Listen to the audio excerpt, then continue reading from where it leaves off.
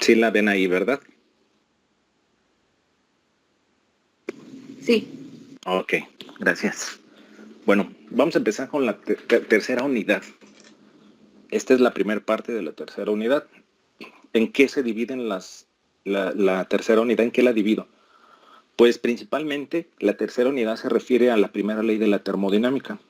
Esta primera ley de la termodinámica para la mayoría de las ingenierías es demasiado importante porque de aquí parten todo lo que es las materias que están relacionadas con ingeniería. Ahorita ya vamos a ver de lleno lo que es termodinámica. Anteriormente vimos termodinámica, pero cómo conocer tablas o cómo identificar las tablas, regiones, fases, pero ahorita ya vamos a meter de lleno o nos vamos a meter de lleno en lo que es la primera ley de la termodinámica. La primera parte yo la divido en sistemas cerrados. La segunda parte yo la divido para sistemas abiertos.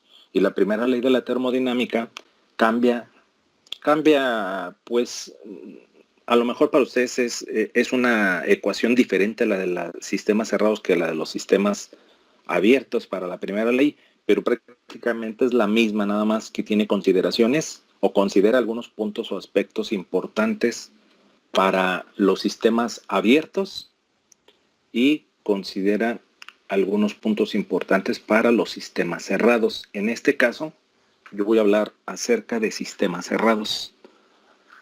Entonces, continuando con la unidad número 3, voy a iniciar con la presentación.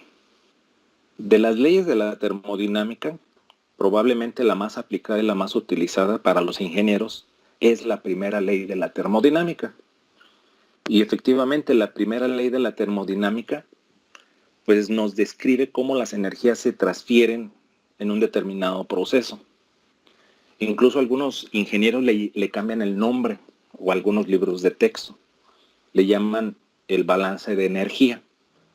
Y efectivamente, les digo, la primera ley de la termodinámica pues nos describe prácticamente cómo esas energías se transfieren o se intercambian en un determinado proceso.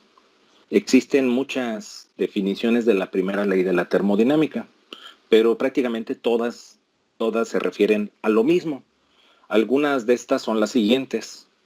Por ejemplo, aquí estoy poniendo una donde se dice que el concepto de la primera ley de la termodinámica es la energía puede cambiar de una forma a otra, pero no puede ser creada ni destruida.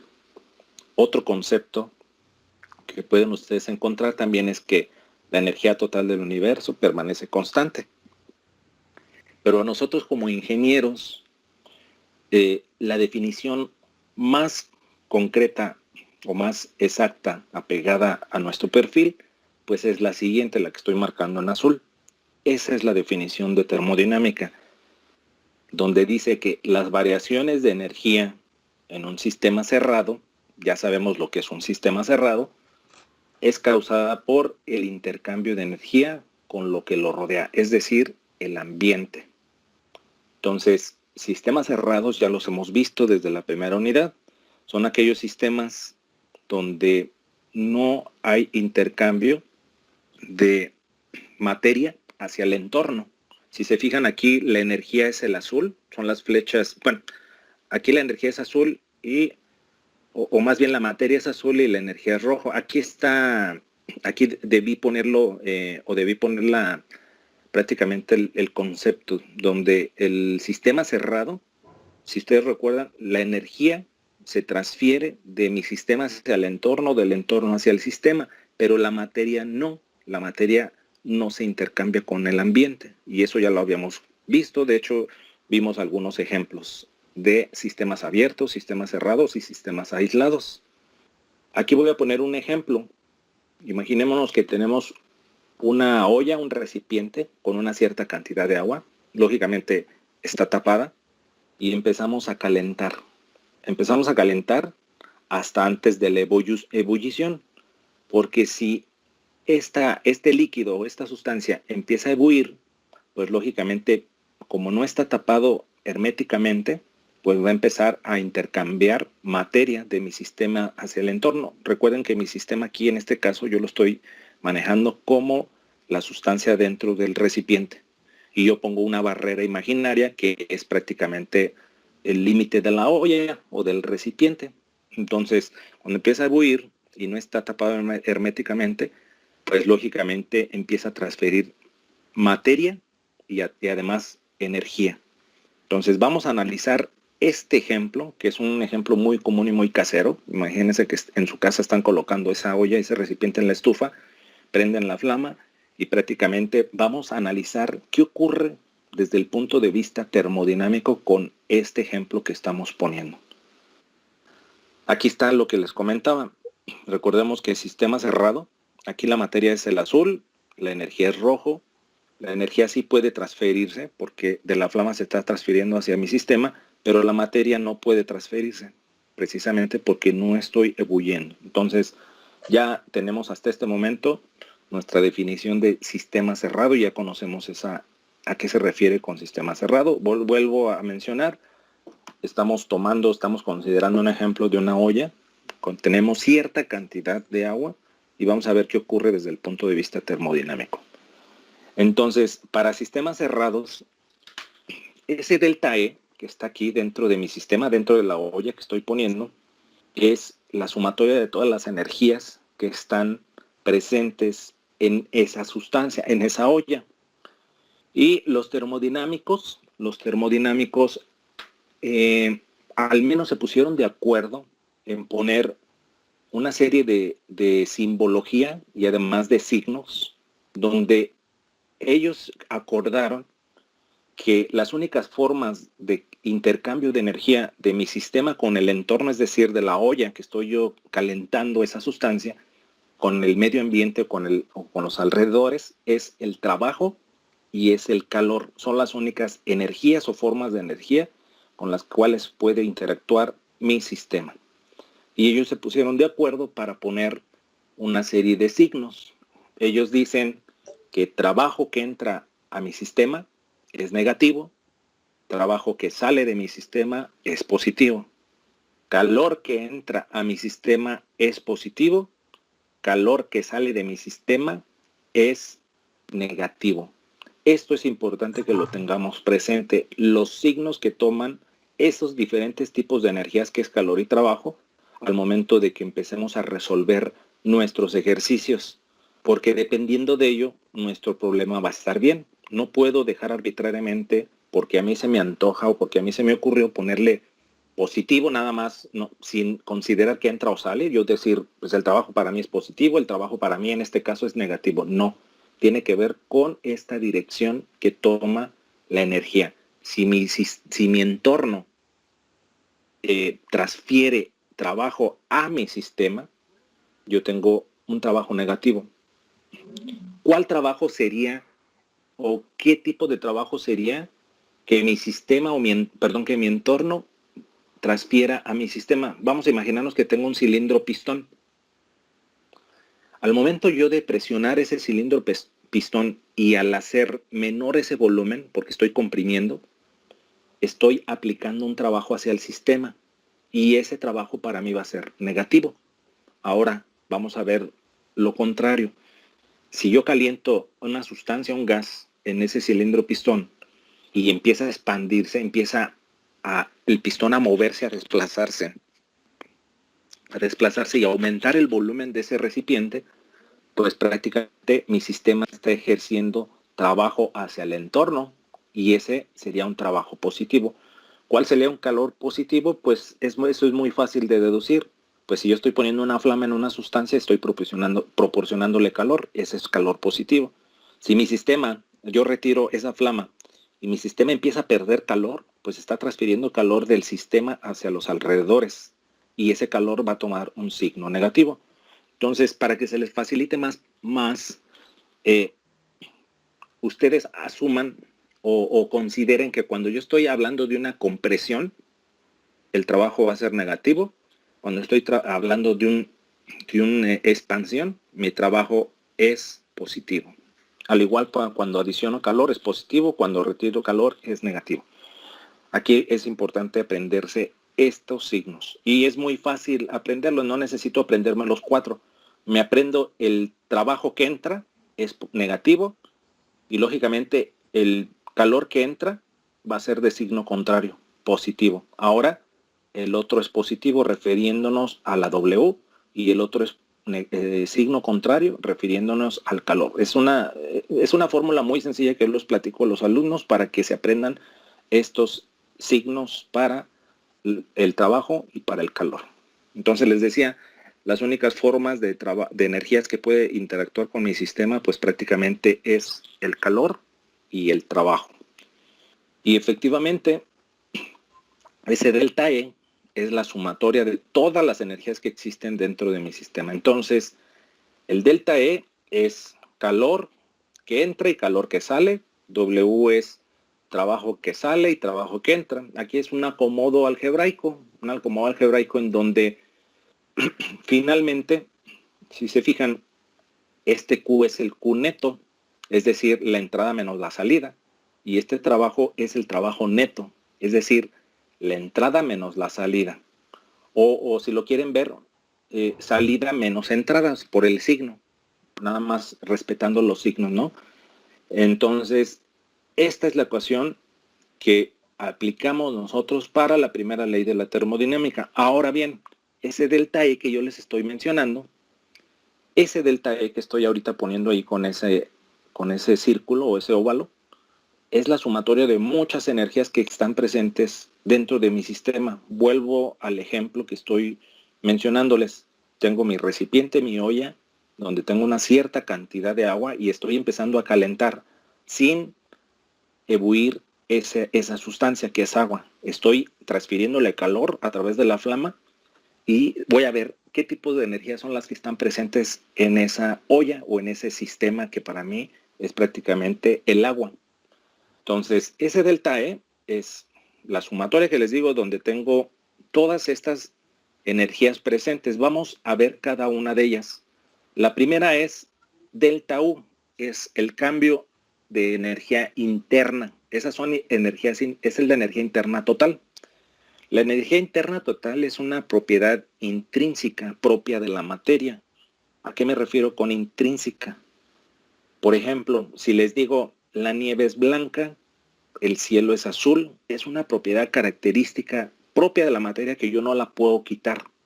La energía interna es una propiedad característica propia de todas las sustancias, no se las podemos quitar. Entonces, esa energía interna es prácticamente la capacidad que tienen las moléculas para interactuar con otras. Esa es la definición de energía interna, capacidad que tienen las moléculas para interactuar unas con otras. Eso es un tipo de energía que está presente en mi sistema. Vamos a ver microscópicamente, vamos a ver qué sucede con las moléculas de agua. Si ustedes se fijan, aquí puse una animación donde al momento de estar calentando yo esa sustancia que es agua, antes de buir, lo aclaro, las moléculas empiezan a moverse, empieza a haber cambios de velocidad, empieza a haber cambios de posición. Las moléculas que están abajo tienden a subir, las que están arriba tienden a bajar y lógicamente las velocidades de las moléculas empiezan a cambiar. Se empiezan a mover poco las moléculas, pero hay movimiento. Eso es lo que nosotros llamamos energía cinética, que se refiere prácticamente a la velocidad, y energía potencial. Les digo, existe energía cinética porque las moléculas se mueven poco, pero se mueven, no quedan estáticas. Y energía potencial también hay porque las moléculas que estaban en la parte superior pues cambian de posición hacia abajo y las que están abajo cambian hacia arriba. Acuérdense de las definiciones de energía cinética, depende del movimiento, de la velocidad, y energía potencial de la posición, poniendo un plano de referencia. Entonces, también existen otras energías que, por ejemplo, si las moléculas están ionizadas o que están eléctricamente cargadas, pero esos son otro tipo de energías que prácticamente a nosotros en este momento no nos interesan o podemos despreciar también. Sin embargo, en sistemas que son cerrados, que también son llamados en reposo, es decir, son sistemas en los cuales no hay materia que entre. Si se acuerdan la definición, un sistema cerrado, la materia desde que yo la meto en ese sistema, es la misma, no hay cambio en la materia. Es decir, si yo meto 1 kilogramo no me van a aparecer 2 kilogramos, o si meto 1 kilogramo no me van a aparecer al final 0.5 kilogramos. La materia sigue permaneciendo ahí porque no hay transferencia de materia de mi sistema hacia el entorno. Entonces, como no hay ese tipo de intercambio con el entorno, pues no hay reacciones químicas, no hay cambios en diferencias de materia. Entonces, por lo tanto, se puede decir o se puede asumir que el cambio de energía cinética y el cambio de energía potencial lo podemos despreciar para todas las aplicaciones de ingeniería. ¿Y a qué me refiero al hablar de aplicaciones de ingeniería? Pues me refiero cuando yo quiero calentar una sustancia, cuando yo quiero enfriar una sustancia, cuando quiero hacer un cambio de fase de una sustancia, en todo ese tipo de aplicaciones, cuando quiero hacer una compresión o una expansión, en todo ese tipo de aplicaciones de ingeniería, el cambio de energía cinética y energía potencial en sistemas cerrados se desprecia. Existe, pero se desprecia.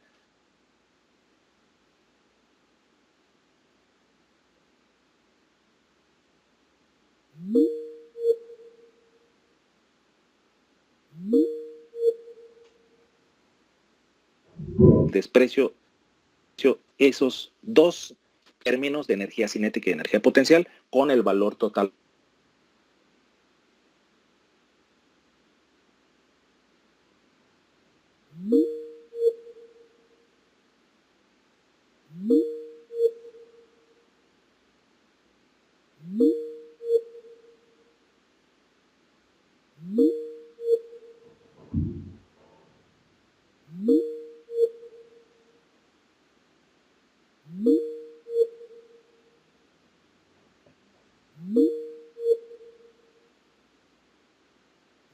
Para esta.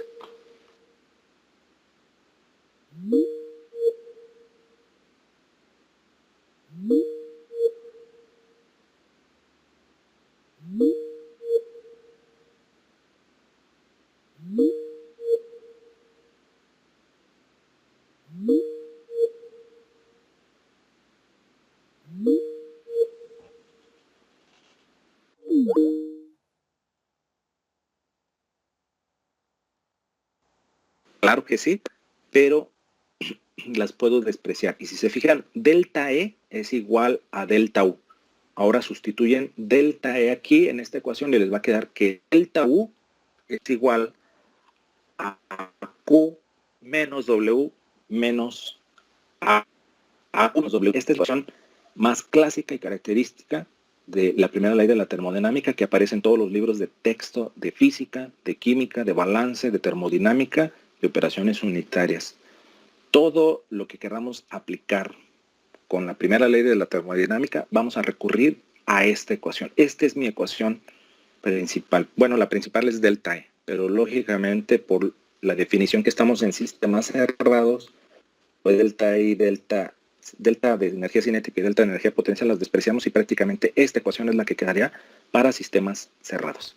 Aquí abajo estoy poniéndolo, pues estoy mostrándolo en forma diferencial, donde dU es igual a sigma Q menos sigma W.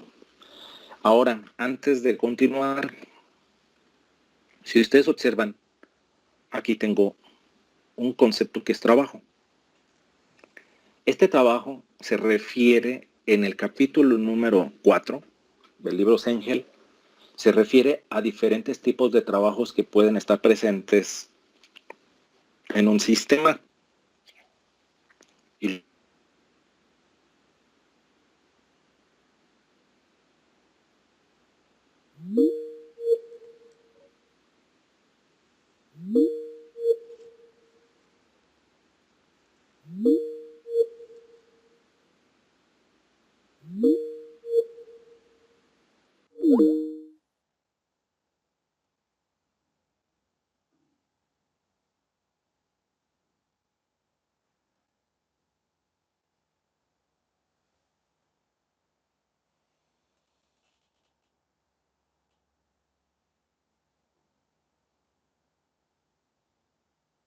eso necesito que ustedes lo saquen del libro para no entretenerme en dar aquí los diferentes tipos de trabajos que existen. Ahí están marcados, viene la ecuación principal. Necesito que la hagan en un formulario porque la vamos a estar necesitando para la solución de los problemas que vienen a continuación. Les platico rápidamente. Existen diferentes trabajos. Vamos a hablar, por ejemplo, ahorita del trabajo eléctrico. El trabajo eléctrico, pues como su nombre lo indica, pues básicamente tiene incluida lo que es la electricidad, ¿no? O sea, si a mí me dicen un trabajo eléctrico, yo asumo que estoy hablando de algo que está proporcionando una corriente eléctrica. Entonces, ¿cómo vamos a considerar nosotros un trabajo eléctrico? Un trabajo eléctrico para mí es cuando, por ejemplo, en mi recipiente que yo estoy aquí poniendo, de este ejemplo, en lugar de poner una flama, pues yo coloco dentro de este recipiente a lo mejor una resistencia eléctrica. Si se fijan, de afuera estoy incluyendo un trabajo y lo estoy incorporando dentro de mi sistema porque mi sistema es este recipiente con este líquido. Entonces imagínense que está tapada esta olla, tengo un recipiente y dentro, para mí, yo pongo una frontera imaginaria que es todo el recipiente y digo mi sistema para mí es ese fluido, es todo lo que está dentro de ese recipiente. Al momento de yo introducir una resistencia eléctrica para calentar, estoy incorporando del exterior, o sea, del ambiente o del entorno, estoy incorporando un trabajo eléctrico, porque esa resistencia va a tener, lógicamente, una corriente eléctrica y va a tener una intensidad. Entonces, eso es a lo que nosotros mencionamos como trabajo eléctrico. Ahora, trabajo de resorte. Imagínense que tengo ahora este ejemplo, que tengo un recipiente, no importa que observen si se fijan, este es un recipiente rígido porque su volumen no cambia. Acuérdense que el volumen es constante cuando hablamos de recipientes rígidos. A pesar de que yo incremente la presión, no voy a tener un volumen mayor. Este es el recipiente rígido y es un sistema cerrado. Si yo utilizo un cilindro pistón como es el que estoy mostrando aquí, donde está haciendo una compresión o está haciendo una expansión, si se fijan, aquí los volúmenes sí cambian, por eso es cilindro pistón, no es un recipiente rígido, pero también está incluido dentro dentro del parámetro o dentro de la caracterización de un sistema cerrado, porque no hay transferencia de masa. Si hay transferencia de energía, lógicamente si empiezo a comprimir, puede ser que estoy generando calor o estoy desprendiendo calor más bien.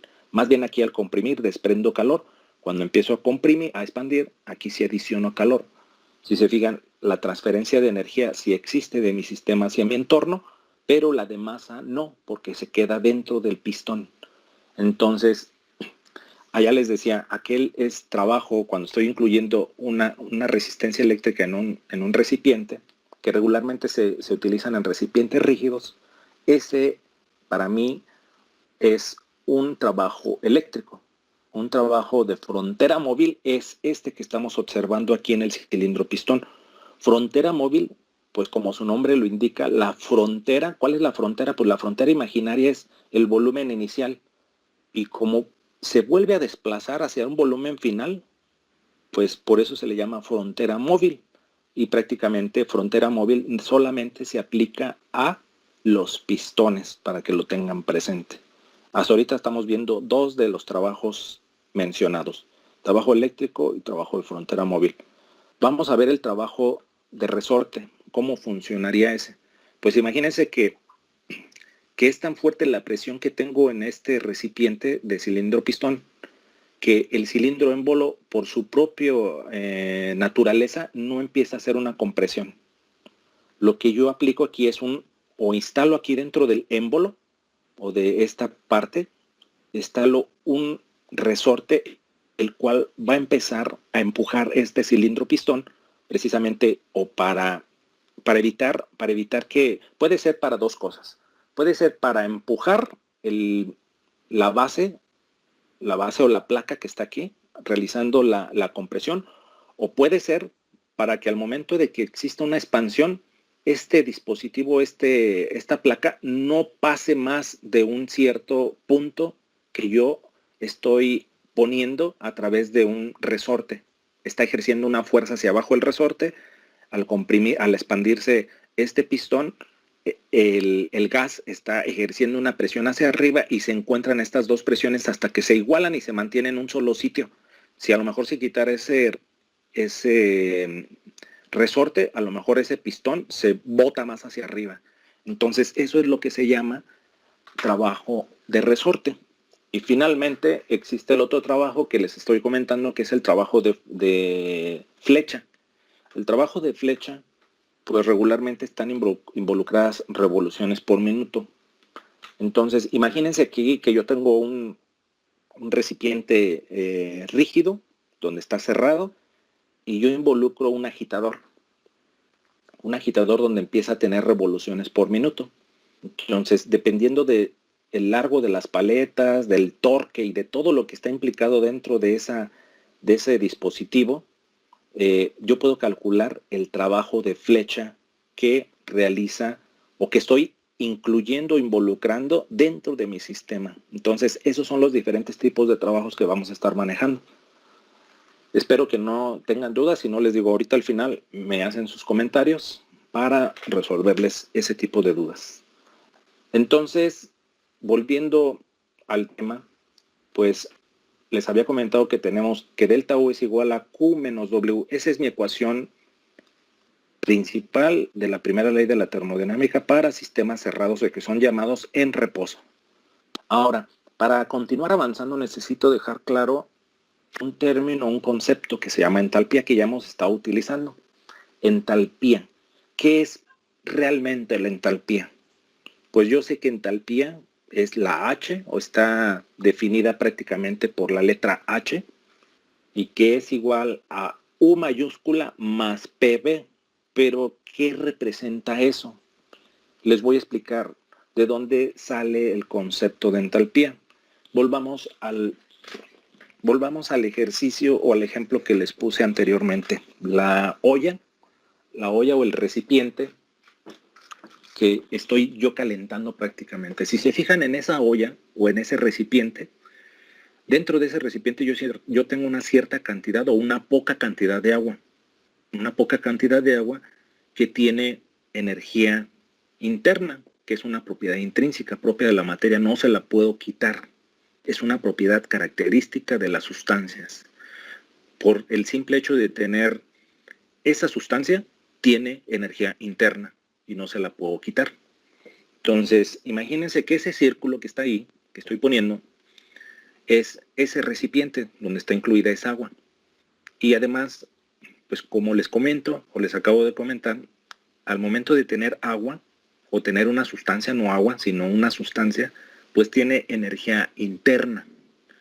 Imaginémonos ahora que ese puño que estoy colocando ahí en la diapositiva es mi sistema y que dentro de ese puño yo tengo una sustancia X.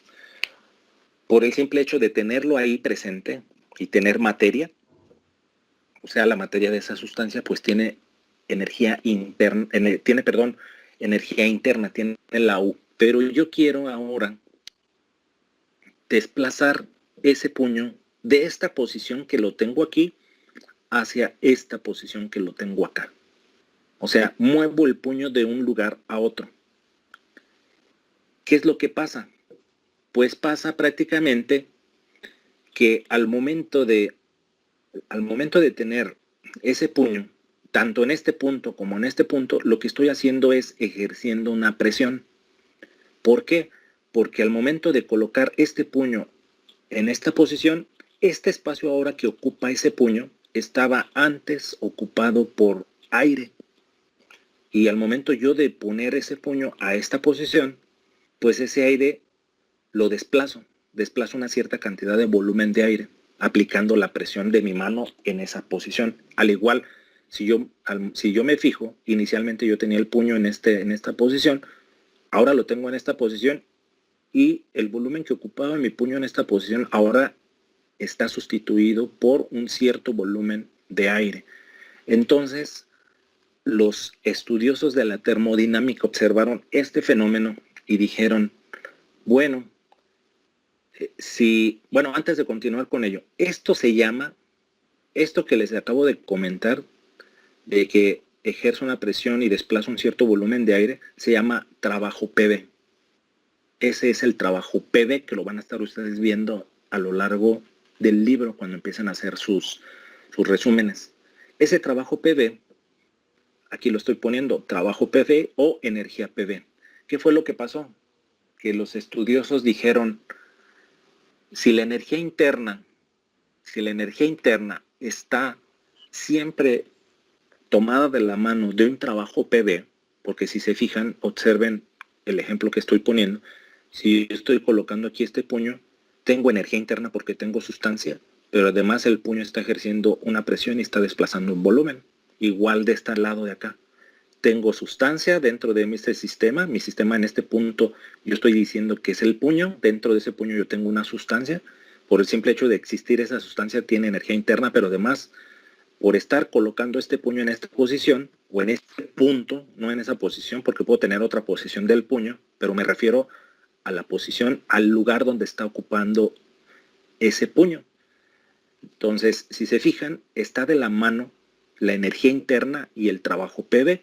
Los estudiosos de la termodinámica dijeron, si está siempre llevada de la mano el trabajo PV con la energía interna, ¿por qué no derivamos o por qué no inventamos una ecuación donde estén involucrados estos dos términos? Entonces ellos derivan o inician, o no inician, sino que inventan una nueva ecuación donde, si se fijan, la entalpía, estoy hablando de entalpía total, es igual a la energía interna más el trabajo PV. Entonces, esta ecuación es la que nosotros conocemos para calcular entalpía.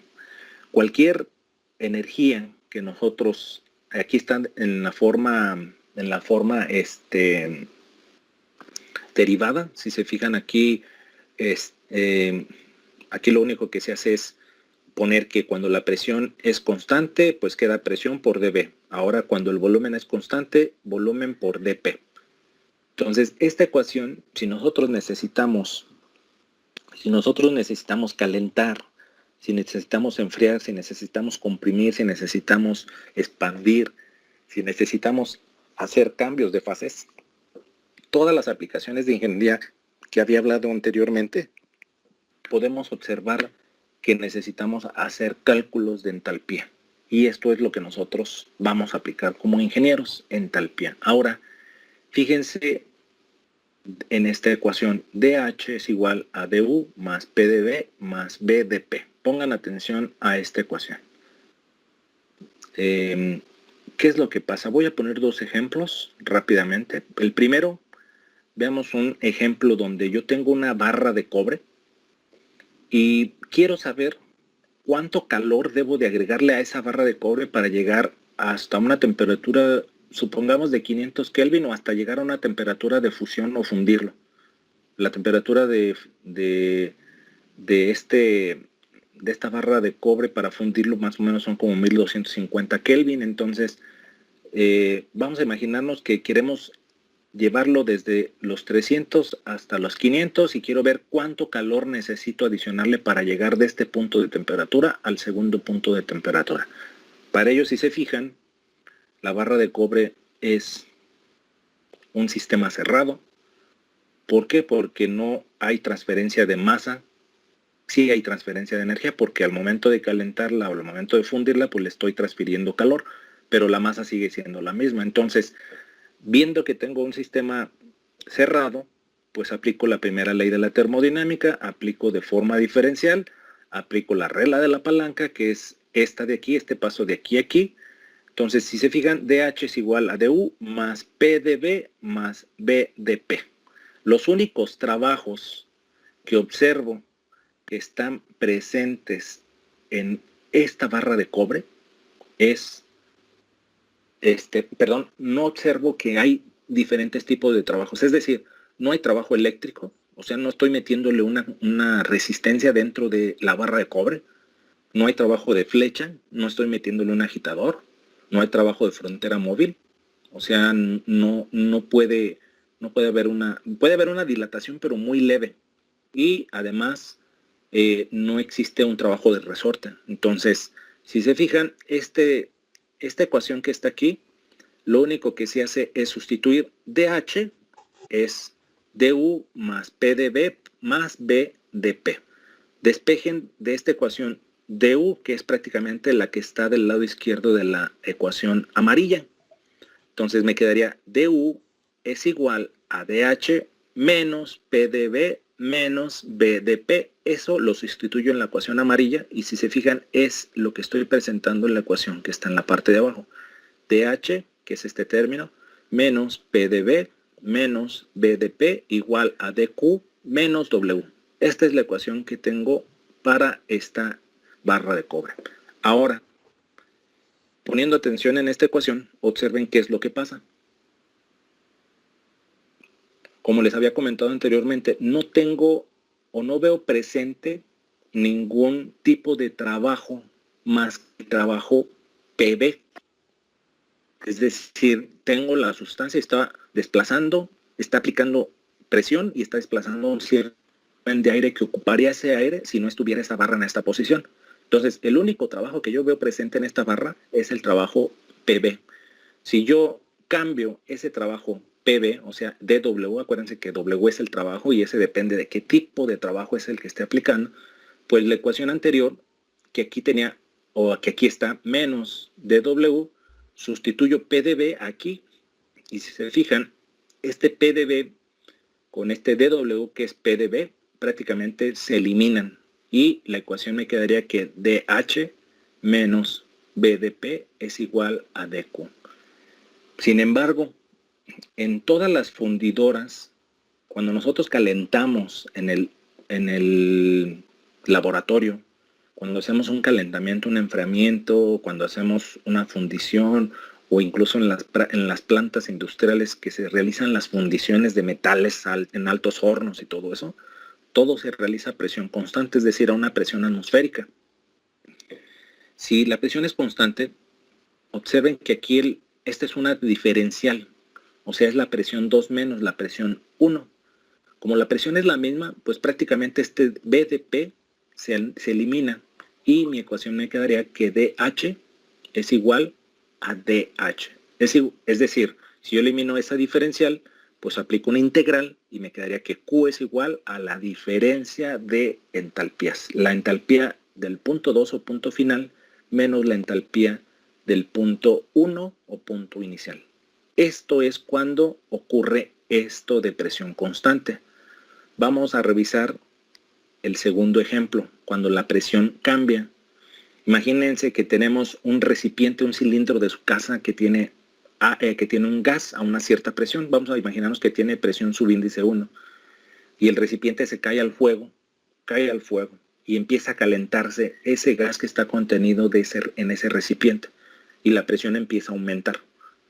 Entonces, aquí la pregunta es, ¿cuánto calor absorbió este gas antes de que el recipiente colapse o explote? Es decir, hasta alcanzar la presión 2. ¿Hasta qué punto de la presión 2 absorbió calor antes de que truene este recipiente? Entonces, aplico la primera ley de la termodinámica porque es un recipiente cerrado.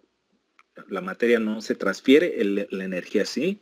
Si se fijan, aplico la primera ley donde DH es igual a DU más PdB más BDP. Aplico la regla de la cadena. Aquí sustituyo nuevamente DU por todo esto en la ecuación de amarillo y me queda esta misma ecuación que es la del ejemplo anterior. De aquí partimos. Sin embargo, yo observo que el único trabajo que existe en ese cilindro pistón pues es prácticamente el trabajo PB. Puede a lo mejor tener una pequeña dilatación al momento antes de explotar ese recipiente, pero es muy pequeñita, es casi imperceptible. Entonces, el único trabajo que tenemos presente es el trabajo PB. Si nosotros volvemos a aplicar esa ecuación aquí, o sustituir el trabajo PB, vean que se elimina este nuevamente con este. Y nos queda esta ecuación que es prácticamente la misma del ejercicio anterior. Pero ahora la presión no es constante. Ahora sí tengo un cambio de presión, porque me está pidiendo el problema que determinemos cuánto calor se está necesitando o se requiere para llegar hasta un punto 2 hasta antes del colapso de ese recipiente. Entonces mi ecuación ahora se transforma en esta parte, donde el volumen es constante porque es un recipiente rígido, pero el cambio de presión ahora lo puedo manejar a través de una integral. Acuérdense que la integral aquí sería presión 2 menos presión 1. Entonces, esa es prácticamente el ejercicio de la primera ley de la termodinámica. Ahora, la parte importante, la parte fundamental. ¿Qué es lo importante? ¿Qué es lo importante de la primera ley de la termodinámica? Pues lo importante, si ustedes lo observan, es que estamos involucrando variables externas. ¿Cuáles son las variables externas? Si se fijan, las variables externas es el calor y es el trabajo. Son variables externas y las estamos involucrando con propiedades intrínsecas propias de la materia, como lo es la entalpía. Es decir, estamos utilizando propiedades externas y estamos agrupándolas en una ecuación con propiedades intrínsecas, y eso es lo que a nosotros nos permite determinar la primera ley de la termodinámica. Esa es la novedad de la primera ley de la termodinámica. Entonces, con esto, muchachos, prácticamente les estoy dando el resumen de toda la unidad número, bueno, no de toda la unidad, sino del capítulo número 4 de la unidad número 3, que se refiere a sistemas cerrados. Con eso termino la presentación. No sé si tengan alguna duda. No revisé los comentarios que están haciendo, por si alguien está escribiendo. Estoy aquí viendo nada más la presentación. Entonces, ¿alguna duda?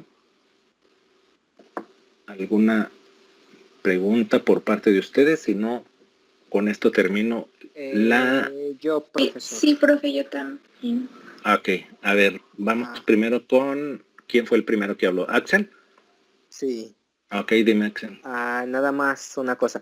El trabajo PV es como la energía que genera la sustancia al desplazar algo, ¿no?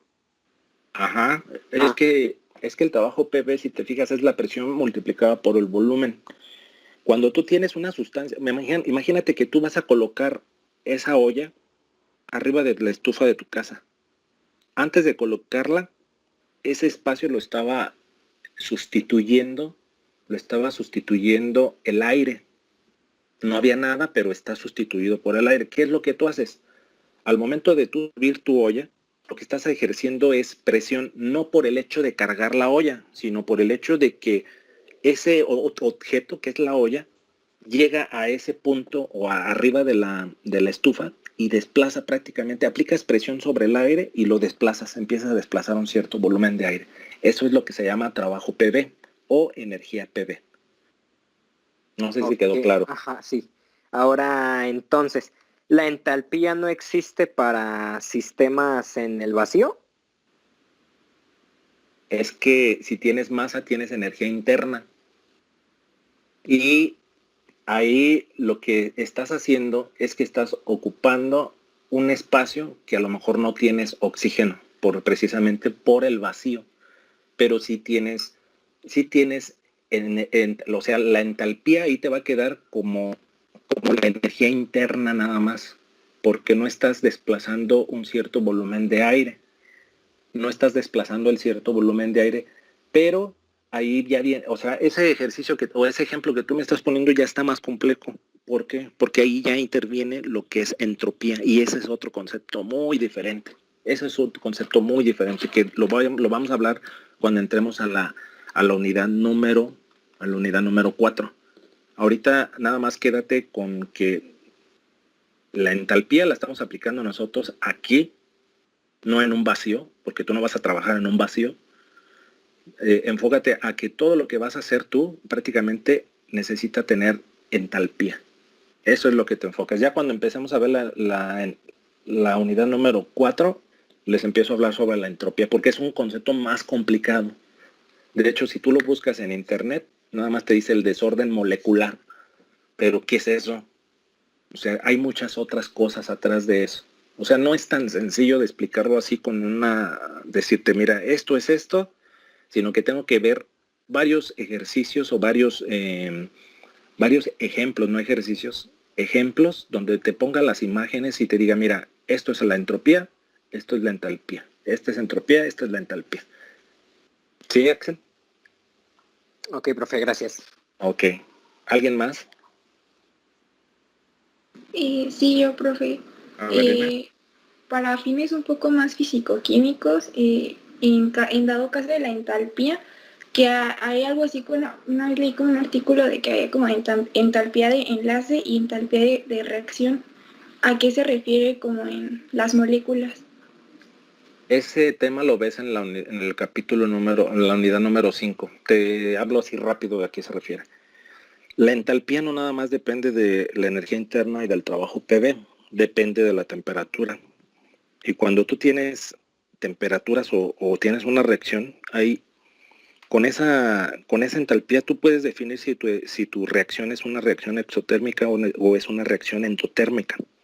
Entonces es importante que hagas cálculos de entalpía y en base a diferentes reglas que les voy a dar yo, que vienen ya estipuladas, no me las inventé yo, sino ya vienen estipuladas, ustedes definen si tu reacción es una reacción exotérmica o una reacción endotérmica.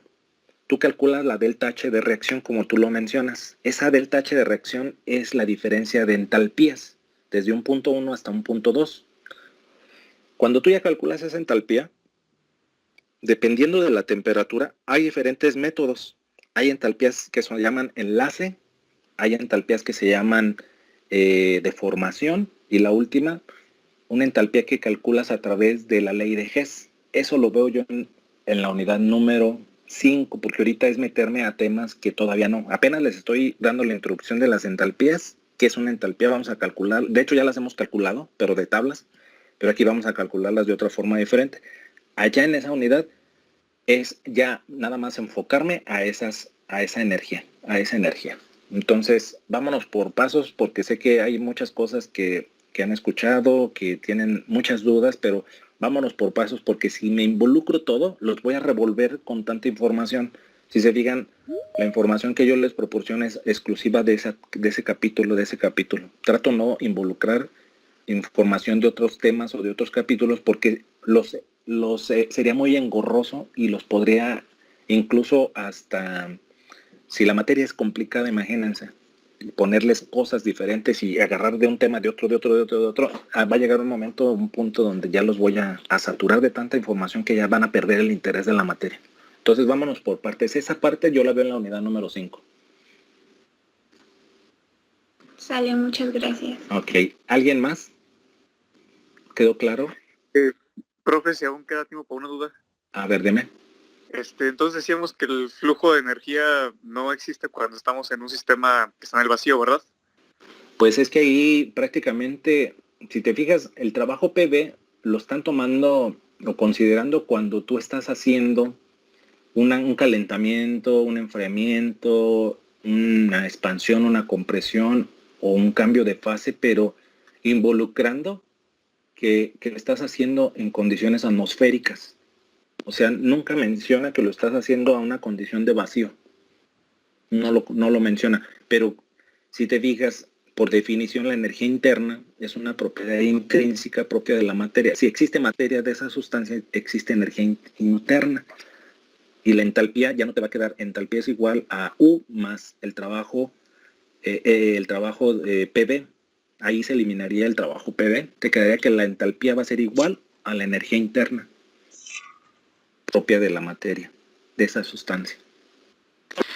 Es que me de acuerdo de algo que vimos en balance, que nos decía que en cierto sistema la entalpía es cero, pero puede variar si es que el sistema tiene un gas en expansión. Entonces, no sé si me estoy confundiendo, que si me puedo imaginar un globo calentándose y que se va expandiendo, a lo mejor Más bien, Christopher, la entalpía no tiende a cero, sino que la entropía es la que tiende a cero. La entropía. Ajá, ese es otro término diferente. Ah, ok. Ajá, esa es la entropía. La entalpía no, porque te estoy diciendo de la definición que si tienes materia de una sustancia, vas a tener energía interna. Entonces, si tú me estás diciendo que no hay, o que la energía interna tiende a cero, significa que no tienes materia. Más bien la entropía no depende de la materia.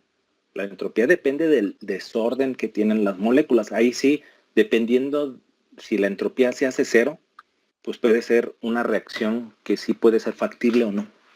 O sea, ese es otro término pues muy independiente. A lo mejor lo estás confundiendo, como son muy semejantes. Yo creo que sí.